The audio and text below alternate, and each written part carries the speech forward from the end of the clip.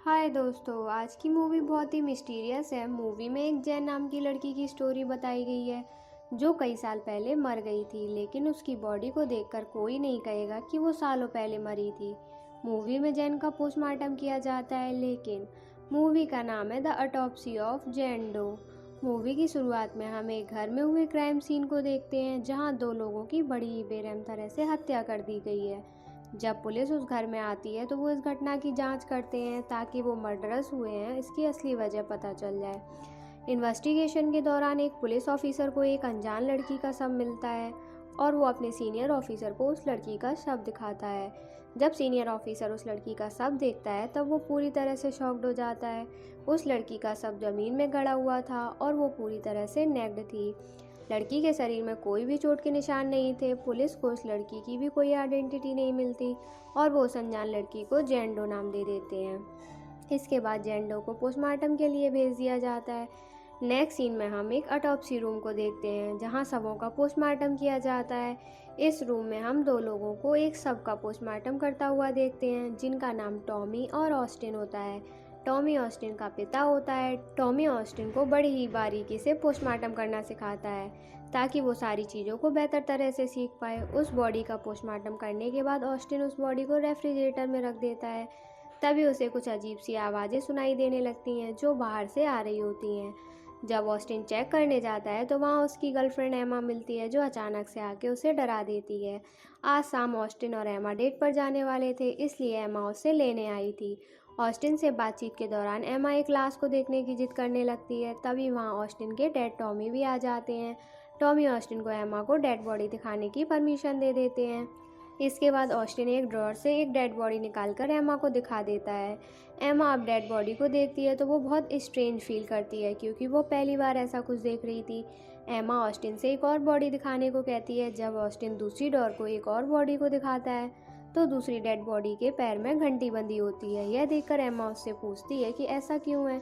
Tommy उसे कहता है कि पुराने समय में इंसान को नहीं पता था कि कोई व्यक्ति मर चुका है या फिर वो कोमा में, इसलिए वो उनके पैर की घंटी बांध देते थे ताकि अगर वो व्यक्ति जिंदा है तो वह घंटी बजाकर बता दे, जिससे कि उसकी जान बचाई जा सके। इसके बाद ऑस्टिन और एमा डेट पर जाने लगते हैं।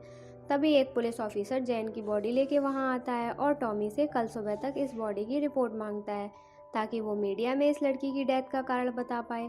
इसके बाद ऑस्टिन एमा के साथ अपनी डेट को पोस्टपोन कर देता है और वो उसके साथ रात में 11 बजे के बाद डेट पर जाने के लिए कहता है ताकि वो अपने पिता की मदद कर सके। इस बात पर एमा मान जाती है और वहाँ से चली जाती है। इसके बाद टॉमी और ऑस्टिन जैन की बॉडी को पोस्टमार्टम के लिए रेडी करते हैं और ऑस्टिन जैन की हर एक एंगल से फ़ोटो निकालता है और बोर्ड पर जैन की कुछ इन्फॉर्मेशन लिखने लग जाता है। फिर जब टॉमी जैन की बॉडी को देखता है तो वो पूरी तरह से कंफ्यूज हो जाता है क्योंकि जैन की बॉडी पर एक भी निशान नहीं थे।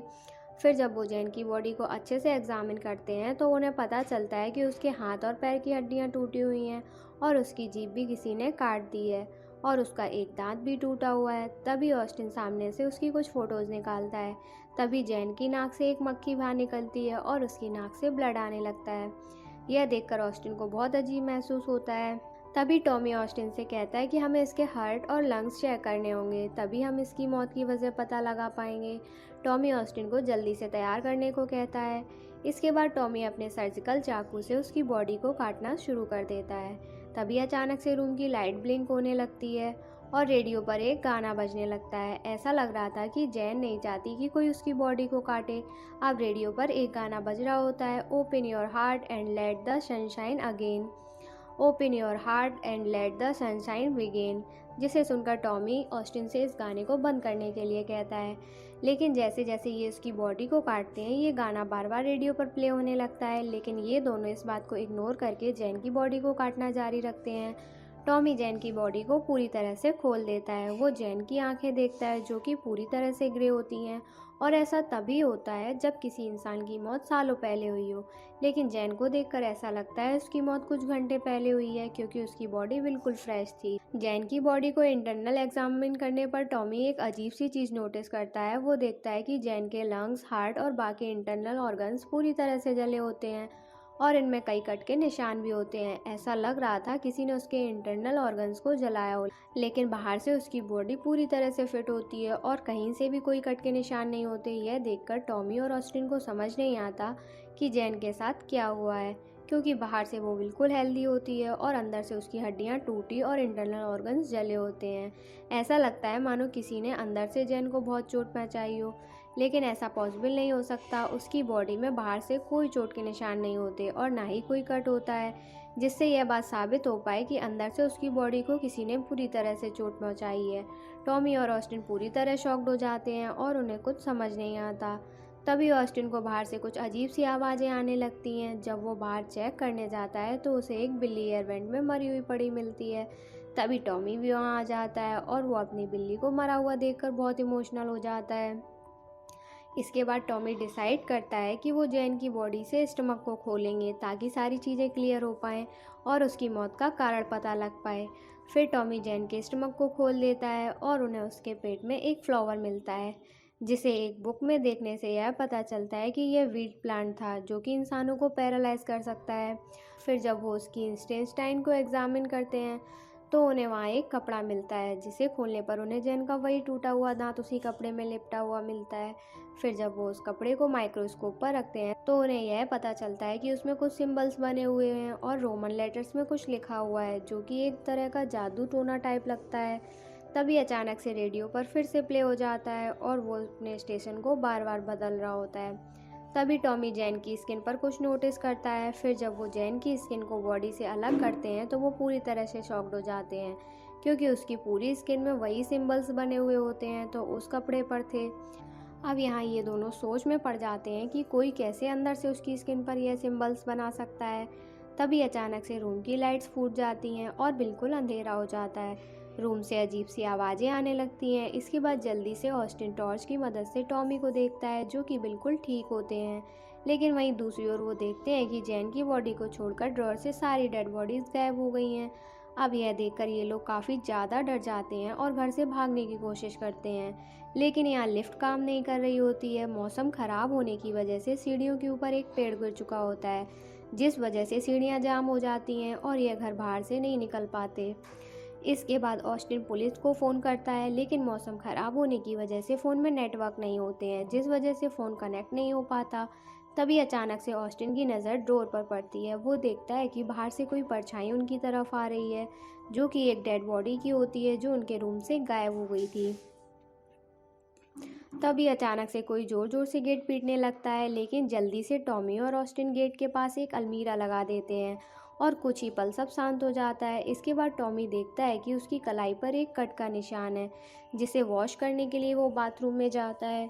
लेकिन तभी अचानक से कोई बुरी शक्ति उसे अंदर की तरफ घसीट लेती है और गेट अंदर से बंद हो जाता है।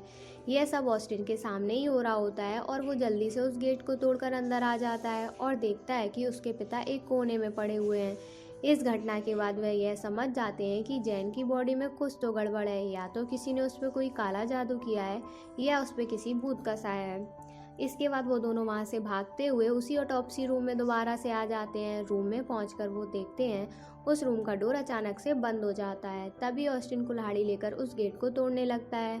फिर जब वो बाहर देखता है तो पूरी तरह से शॉक्ड हो जाता है, क्योंकि बाहर वही डेड बॉडी खड़ी होती है जिसका इन लोगों ने पोस्टमार्टम किया होता है। यह देखकर टॉमी और ऑस्टिन बहुत डर जाते हैं और वो जैन की बॉडी को जलाने का डिसाइड करते हैं। इसके बाद वो जैन की बॉडी को पेट्रोल डालकर जला देते हैं, लेकिन कुछ ही पल में आग पूरे रूम में लग जाती है और सारी चीज़ें जलने लगती हैं, जिसे देखकर ये लोग और घबरा जाते हैं और जल्दी से फायर इंस्ट्रूमेंट की मदद से ये आग को बुझाने लगते हैं। लेकिन तभी ये नोटिस करते हैं कि इतने आग के बाद भी जैन की बॉडी जरा सी भी नहीं जली होती और उसे कुछ भी नहीं हुआ होता। इसके बाद वो दोनों रूम से लिफ्ट की तरफ भागते हैं, क्योंकि लिफ्ट की लाइट वापस आ गई थी। तभी एक परछाई उनका पीछा करती है। वो जल्दी से उस लिफ्ट के अंदर आ जाते हैं, लेकिन लिफ्ट का गेट बंद नहीं हो रहा होता। फिर जब वो परछाई नज़दीक आती है तो टॉमी ऑस्टिन से वो कुल्हाड़ी लेकर उस परछाई पर वार कर देता है।